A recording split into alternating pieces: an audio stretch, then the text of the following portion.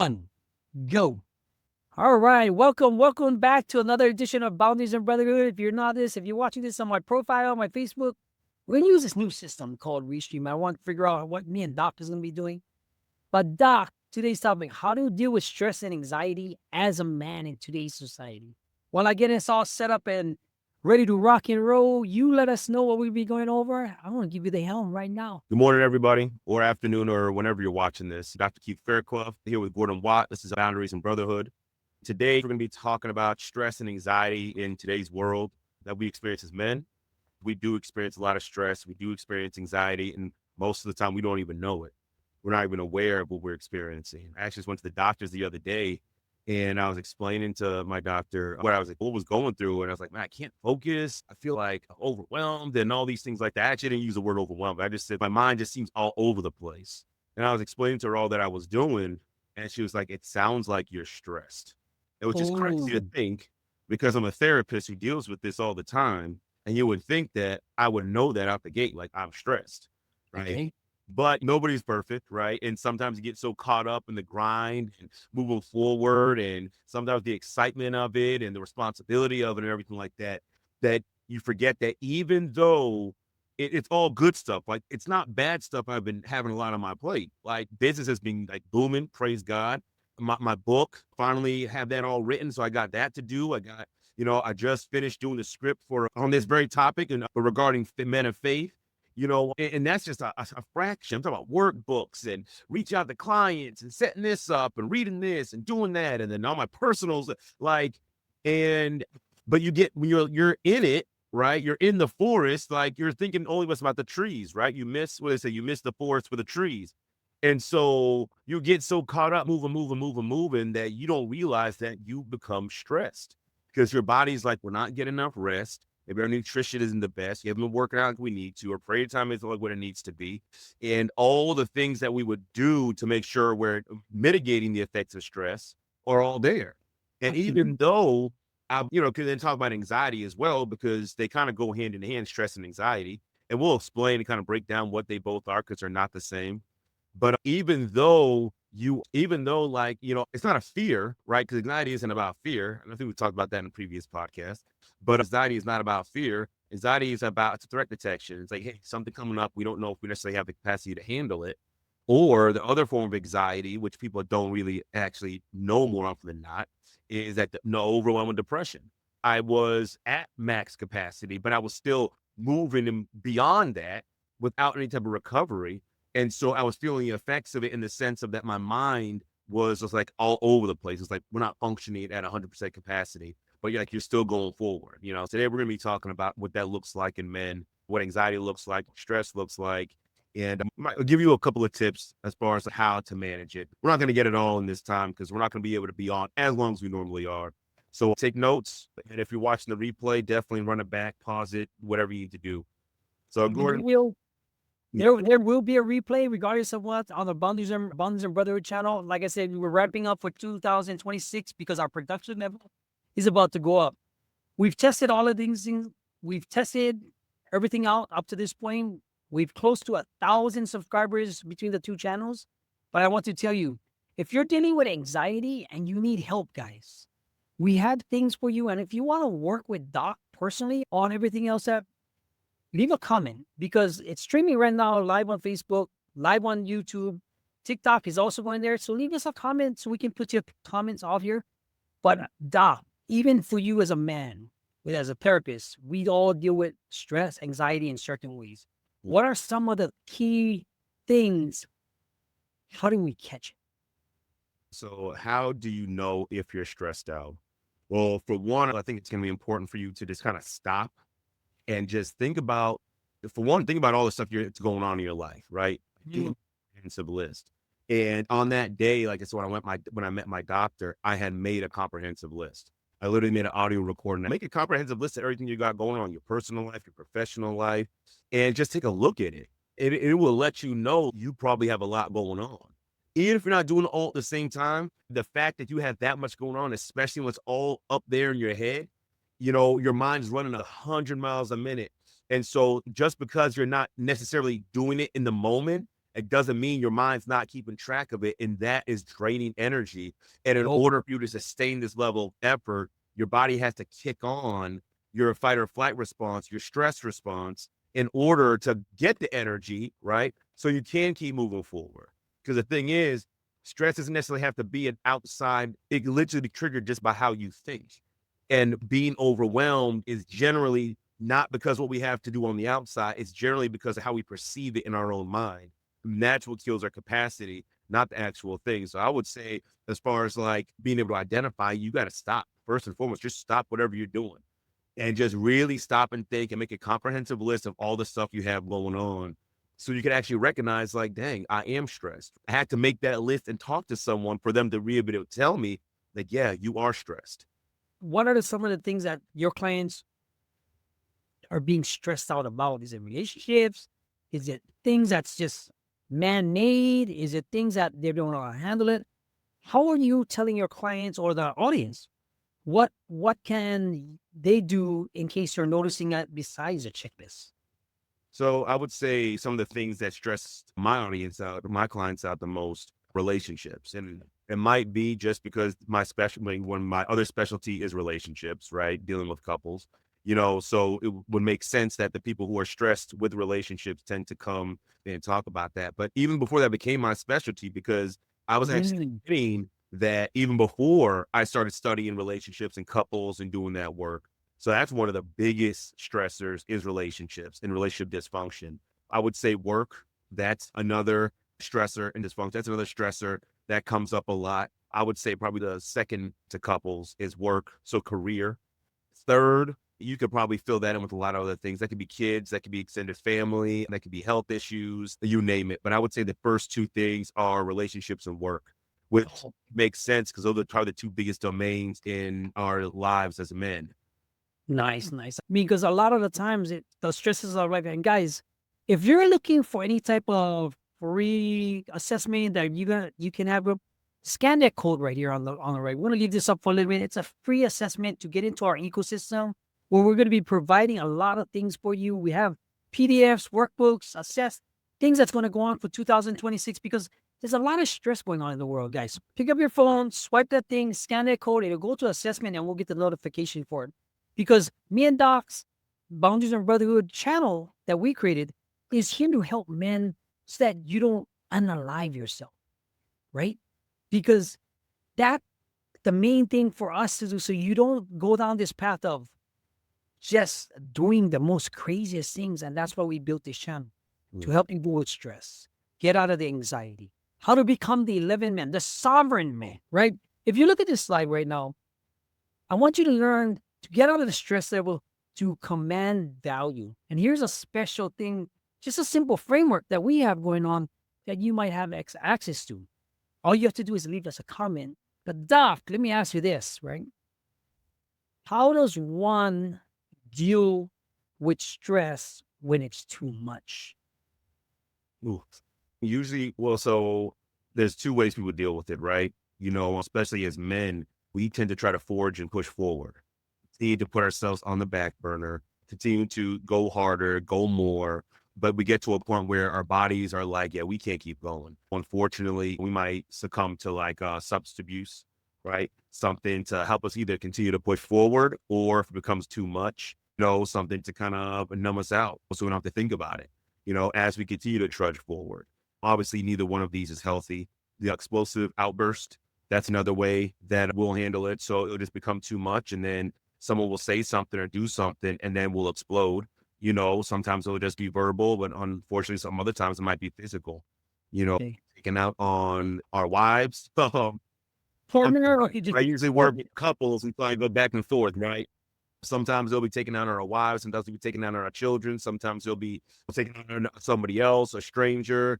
Unfortunately, Gordon, like you were saying, sometimes we might take it on ourselves. Sure. I believe one of the number one reasons is that men unalive themselves is because we feel like we're alone, we're overwhelmed, and we don't think that we have any way out. It's just the pressure becomes too much.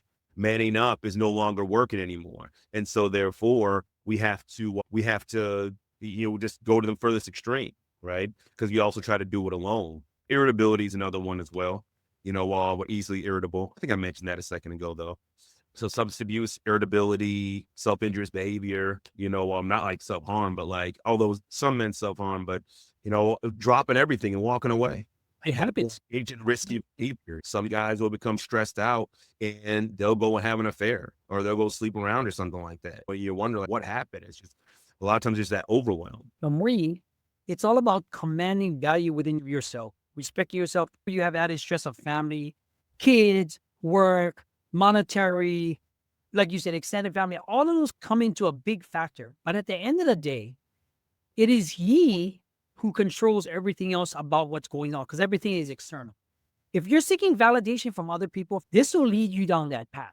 How do I know this? Because I've done the substance abuse. I've done the leaving of my partner's kids, abandoned one of them, maybe even twice.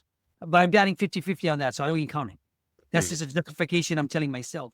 But at the same time, dealing with stress, you need to have certain amount of tools. Like me and my wife could get into a situation, and it's so funny because the tools I've learned from the counseling, from just the counseling I've had, it's so great to have. And that's what we want to offer you going into 2026 with the workshop, the challenges, and the assessments, because you get to work with me, somebody that has insights, that's been from the bottom of the barrel. 2 weeks ago, you had a kid that got shot on that freeway from the road rage incident.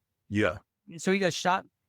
What I didn't tell you is that same cry that the stepdad had on the freeway jerked me back to when my dad cried like that for my stepbrother that died at kid birth when I was 4 years old. Ooh. So when that happened, it came back to, like, because when you think about all the stress trauma you had in your life, right?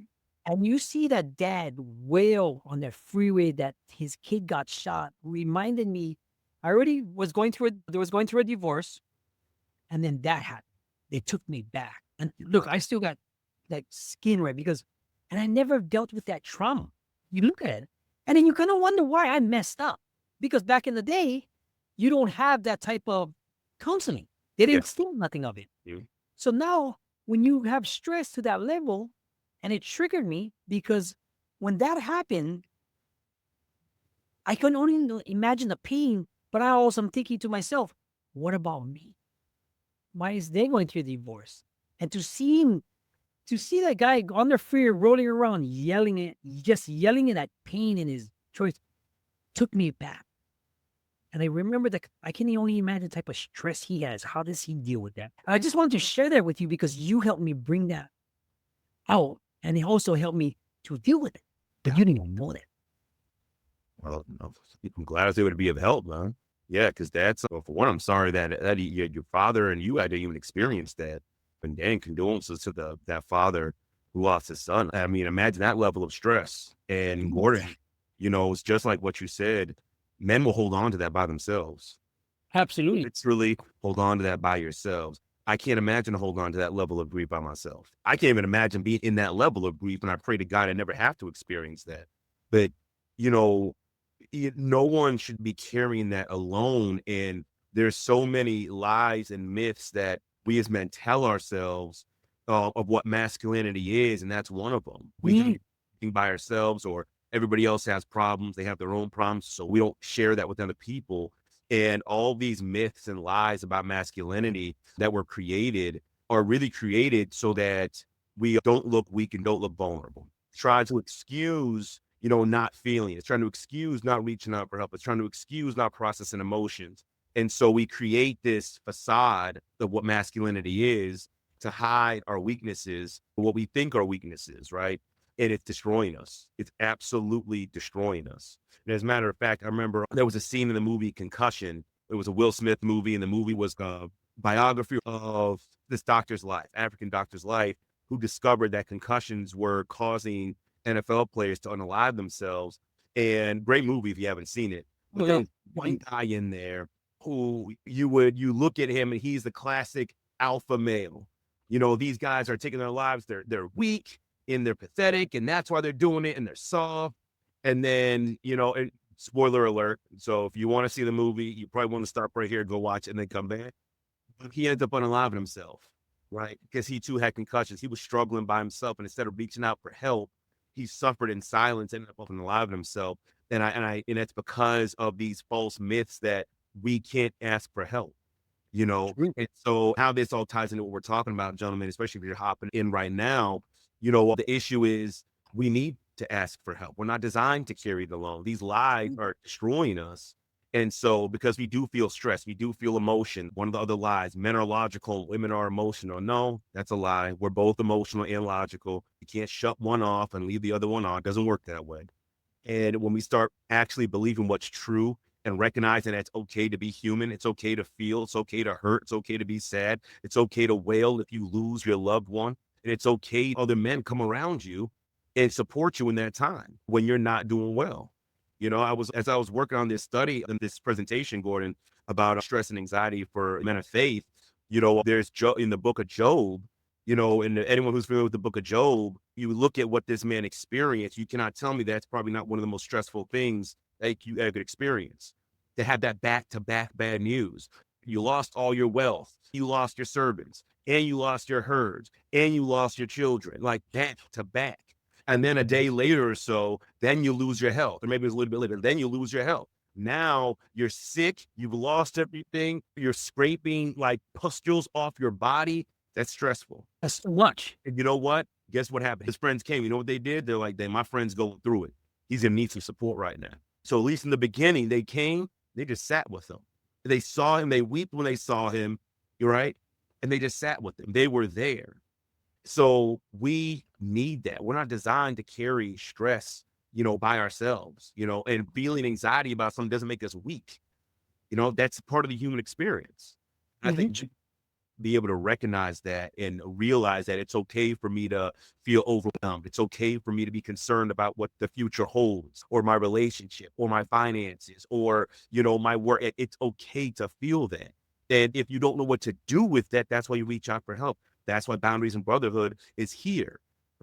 So you can reach out. So you get the help you need, and you don't have to do it alone. I haven't changed the tagline on my business. Before it used to be improve the world by improving you. And then I changed it to you are not alone, because I think that as soon as Doc said, what does that say? You're never alone on this journey. Yeah. Because there's a deeper meaning for why we do this.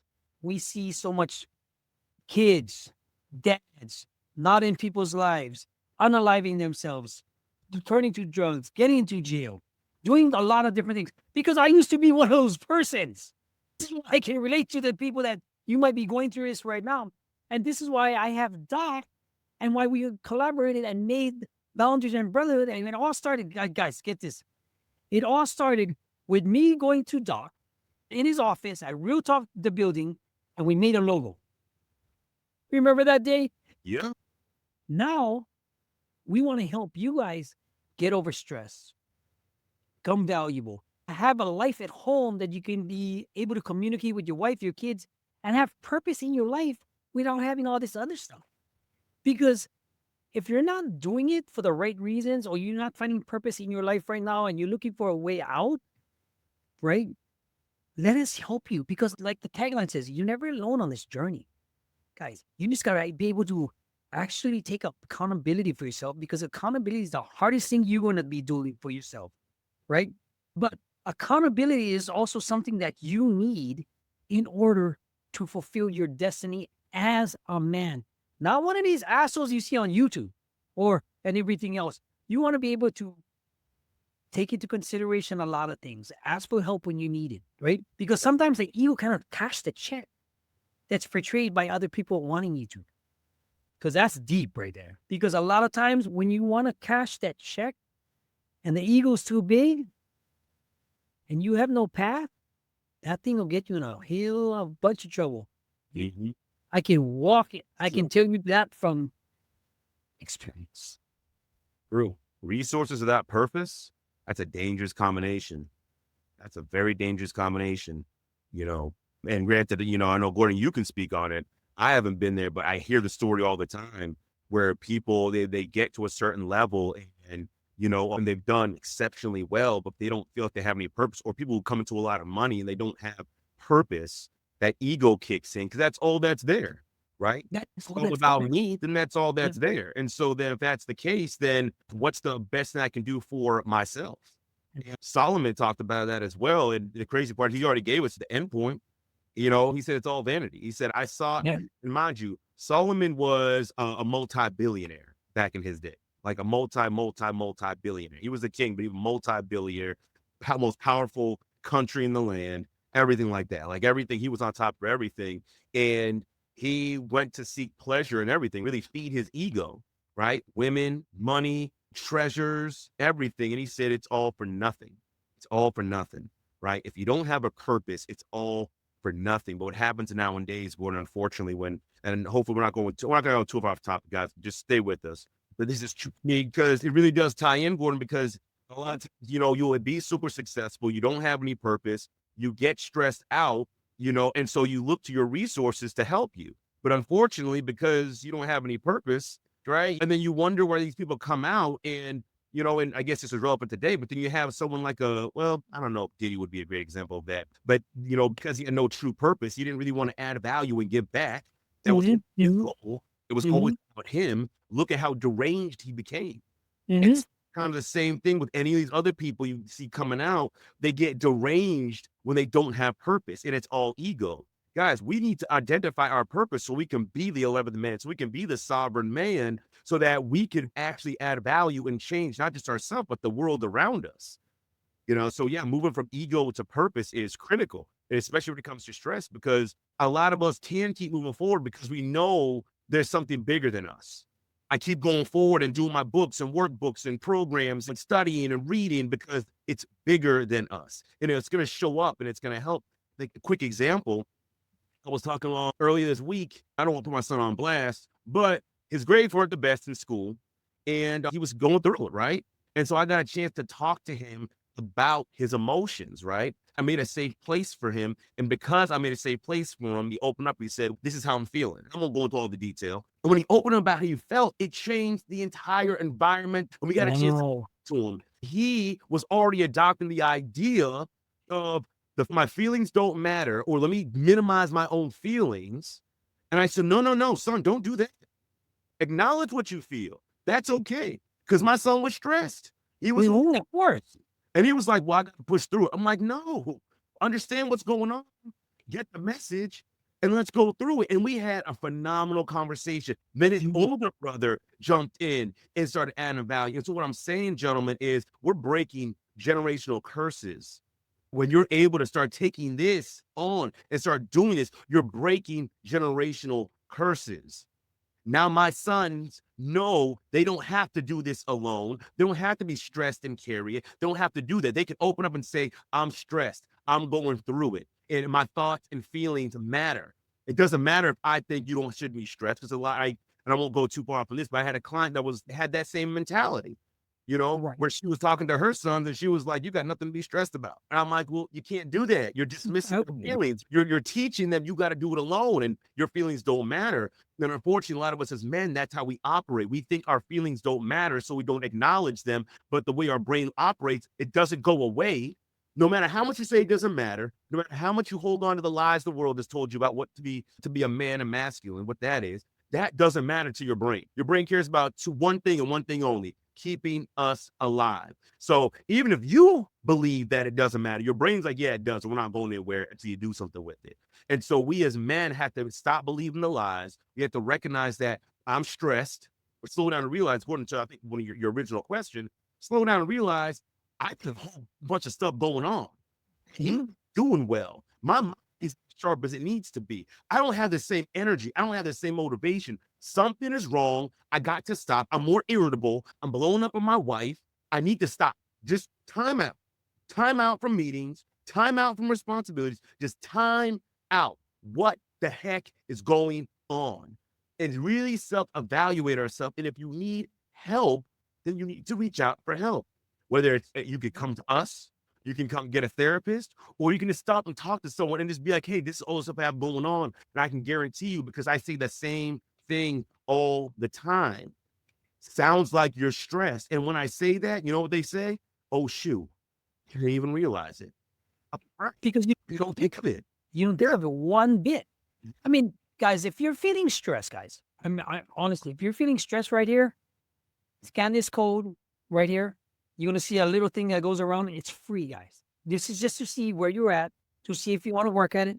Pick up your phone, scan the code. I tested it out already. You're going to be able to scan that code and get your free PDF workbook and an outline so you can have the things you need, the tools. We want to give you the tools.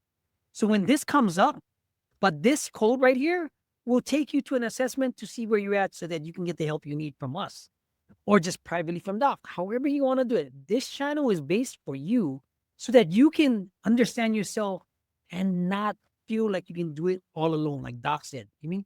The thing is, you don't want to do it all alone because why? You're never alone on this journey, like the thing says on the bottom. Right below right here, it says, you're never alone on this journey. This is what we made for. This is made for you guys so that you guys don't have to do anything crazy. Dumb. With stress levels going so high, right? What are the three? I mean, we didn't even hit anxiety, but the time is running out. The stress levels that's occurring right now to be validated or having self-doubt, which one or what's the combination of both? They don't have to go through this. The combination of Having self-doubt and stress, how do they correlate? Anxiety and stress. So anxiety is your threat detection. Stress is your biological response to address the threat. Repeat that, please. Anxiety is a threat detection, and stress is the biological response to deal with whatever the threat is.